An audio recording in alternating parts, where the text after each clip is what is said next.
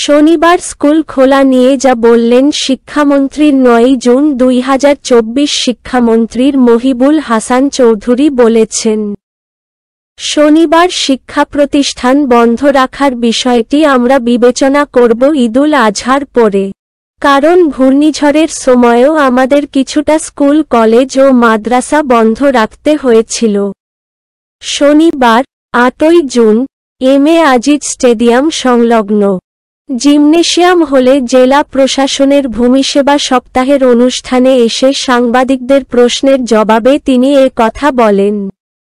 শিক্ষামন্ত্রীর বলেন, কোটা নিয়ে যেহেতু আদালতের রায় এখনো সুনির্দিষ্টভাবে আমার হাতে আসেনি বা পড়ে দেখতে পারেনি, তাই সে বিষয়ে সুনির্দিষ্ট মন্তব্য আমি করছি না। তবে সকলকে অনুরোধ জানাবো উচ্চ আদালতের রায়ের প্রতি সবাই যথাযথভাবে সম্মান দেখাবেন। যারা মুক্তিযোদ্ধা ছিলেন তারা জীবন বাজি রেখে আমাদেরকে এ দেশটা স্বাধীন করে দিয়ে গেছেন। সেই মুক্তিযোদ্ধার প্রতি সম্মান দেখিয়ে তাদের পরবর্তী প্রজন্ম অর্থাৎ তাদের সন্তানদের জন্য রাষ্ট্র কর্তৃক কোটার যে বিষয়টি ছিল সেটা যথাযথ প্রতিপালনের ক্ষেত্রে অনেক জায়গায় অমান্য করা হচ্ছে।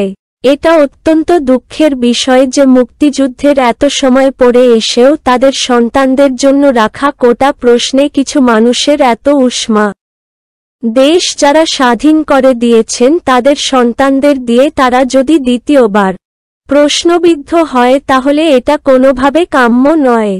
চট্টগ্রাম সিটি কর্পোরেশনের কর্ণফুলী নদীতে বর্জ্য ব্যবস্থাপনা প্রকল্পের প্রশ্নে নৌফেল বলেন, আমি এখনও অবগত নই।